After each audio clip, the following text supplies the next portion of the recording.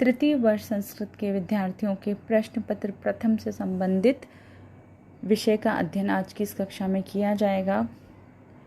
हम पूर्व की कक्षाओं में महाकवि भारवी विरचित किरातार्जुनीयम महाकाव्य के प्रथम सर्ग का अध्ययन करते आ रहे हैं। आज हम इसी अध्ययन क्रम को आगे बढ़ाएंगे।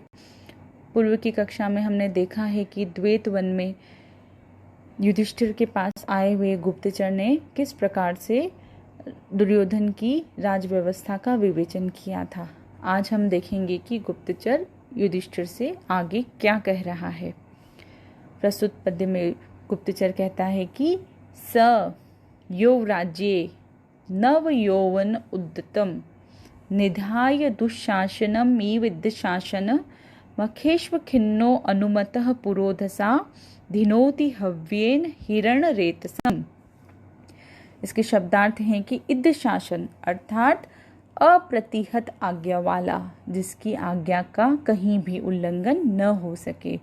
नव यौवनोद्यतम अभिनव यौवन से प्रगल्भ, युवराज्य युवराज के कर्म में, निधाय नियुक्त कर, पुरोधसा पुरोहित के द्वारा, अनुमतः अनुज्ञात होकर, अखिन्न आलस्य से रहित होकर, मखेशु यज्ञों में, हव्येन हवीश के द्वारा, हिरण्य रेतसम अग्नि को धिनोती अर्थात प्रसन्न करता है। इसका अनुवाद है कि सिद्धादेश अर्थात जिसकी आज्ञा का कहीं भी उल्लंघन नहीं हो सकता, वह दुर्योधन अभिनव यौवन के आगमन से प्रगल्भ राज्य भार वहन करने में समर्थ दुःशासन को युवराज कर्म में नियुक्त कर, पुरोहित द्वारा आज्ञापित अर्थात आज्ञा प्राप्त कर, एवं निरालस्य अर्थात आलस्य से रहित होकर यज्ञों में हवीश के द्वारा अग्निदेव को तृप्त करता है। इसका भावार्थ यह है कि राज्य भार वहन करने में समर्थ दुःशासन को युवराज कर्म में नियुक्त करके दुर्योधन धार्मिक कार्यों को कर रहा है। वह पुरोहित की आज्ञा के अनुसार यज्ञों में हवन के द्वारा अग्निदेव को प्रसन्न करता है। इस प्रकार वह राज्य कर्म और देव कर्म दोनों को ही यथाविधि करके ऐहिक अर्थात इहलोक तथा पारलौकिक सुख साधना को प्राप्त करने की चेष्टा करता है। सामंत राजा ही नहीं, देवता भी उसके सहायक होते हैं। प्रस्तुत पद्य की संस्कृत व्याख्या इस प्रकार हो सकती है कि राज्य भार वहनोचितम नव यौवनेन प्रगल्भम स्व अनुजम दुःशासनम यौवन राज्य कर्मणि नियुज्य पौरोहितेन अनुमतः निश्चिंतितः निरालस्य च भूत्वा दुर्योधनः यज्ञेषु हवनेन अग्निदेवम अधुना तर्पयति। अगले पद्य में हम देखेंगे कि गुप्तचर कहता है प्रलीन भूपाल अपि स्थिरायति प्रशासदा वारिधि मंडलम भव स चिंतयत्येव भियस्त्वद एष्यति अहो दुरंता बलवद विरोधिता। शब्दार्थ है कि सह वह दुर्योधन प्रलीन भूपालनम शत्रु रहित निष्कंटक स्थिरायति अर्थात चीर स्थायी जिसका भविष्य स्थिर एवं उज्जवल हो, अवारिधि समुद्र पर्यंत विस्तीर्ण, भूवह मंडलम भूमंडल पर, प्रशासत ईव शासन करता हुआ भी, त्वत आपसे, एष्यति आने वाले, भीयः भय हेतुओं को, चिंतयति एव चिंता करता ही है, अहो खेद की बात है कि बलवद विरोधिता बलवान शत्रु के साथ विरोध दुरंता दुष्परिणामशाली होता है। अनुवाद है कि वह दुर्योधन निःसत्न एवं निष्कंटक चिरस्थायी भविष्य वाले समुद्र पर्यंत विस्तीर्ण भूमंडल पर प्रशासन करता हुआ भी आपसे आने वाली विपत्तियों की चिंता करता ही है। सच है कि बलवान से विरोध करना अंत में दुखद ही होता है। इसका भावार्थ यह है कि यद्यपि दुर्योधन समुद्र पर्यंत विस्तीर्ण समृद्धिशाली निष्कंटक राज्य पर शासन कर रहा है, तथापि वह भविष्य में आपसे अर्थात युधिष्ठिर से, पांडवों से आने वाली विपत्तियों की चिंता करता ही रहता है। यहाँ पे किरातार्जुनीय महाकाव्य की एक प्रसिद्ध उक्ति है कि अहो दुरंता बलवद विरोधी था, अर्थात बलवान से विरोध करना अंत में दुखद ही होता है।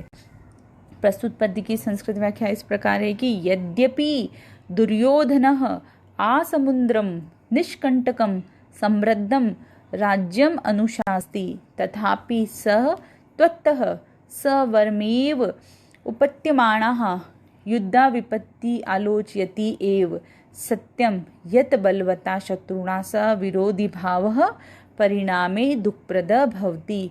प्रस्तुत पद्य प्रथम सर्ग का महत्वपूर्ण पद्य है। इस पद्य में अर्थांतर न्यास अलंकार है। आगे हम देखें कि गुप्तचर युधिष्ठिर से कहता है कि कथा प्रसंगेन जनेर उदारता अनुस्मृता अखंडल सुनु विक्रमः तव अभिधानाद व्यथते नत आननः सुदुह सहा मंत्र पदादि इव ओरगः। कथा प्रसंगेन अर्थात वार्तालाप के प्रसंग से अथवा जनगोष्ठी के वार्तालाप से, तव अभिधानात तुम्हारे नाम से, जने लोगों के द्वारा, उदारतात उच्चरित,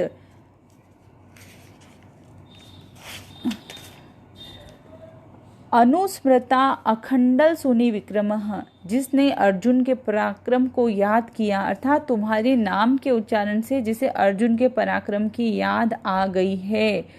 आखंडल इंद्र, सुनु अर्थात अनुज, मंत्र पदार्थ मंत्र शब्द से, नत आनन अवनत मुख, उरग सर्प, दुस्सहात अति दुस्सह्य, व्यथते अर्थात पीड़ित होता है।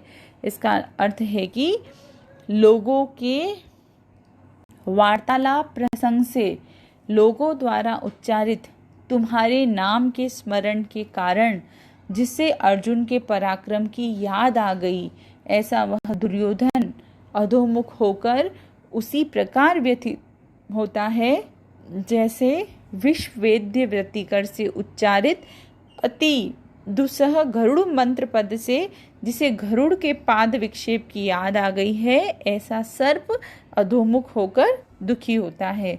इसका भावार्थ है कि हे गुप्तचर कहता है युधिष्ठिर से कि हे युधिष्ठिर, तुम्हारे नाम के श्रवण मात्र से अर्जुन के पराक्रम की याद कर दुर्योधन अत्यंत व्यथित हो जाता है।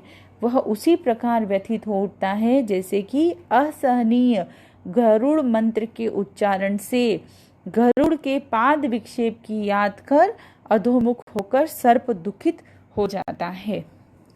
इसका संस्कृत व्याख्या है कि यथा उरगः विश्ववेद्य व्यतिकरेण ताक्ष वाशुक्या आदि बोधकात मंत्रावयवात अनुध्यात गरुड़ पाद विक्षेपः अतएव अधोमुखः सन व्यथते तथैव गोष्ठी वचनेन उच्चरितात् तव नाम ध्येयात् अनुध्यायात् अर्जुन विक्रमः दुर्योधनः नत आनन सन पीड़ाम अनुभवयति।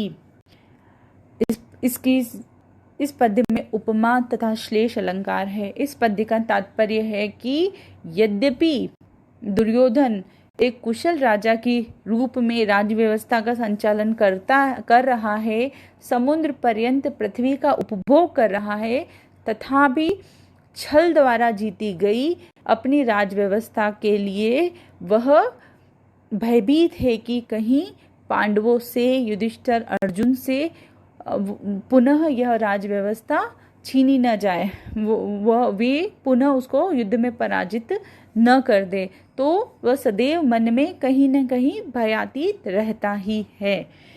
आगे की कक्षा में हम आगे के पद्यों का अध्ययन करेंगे।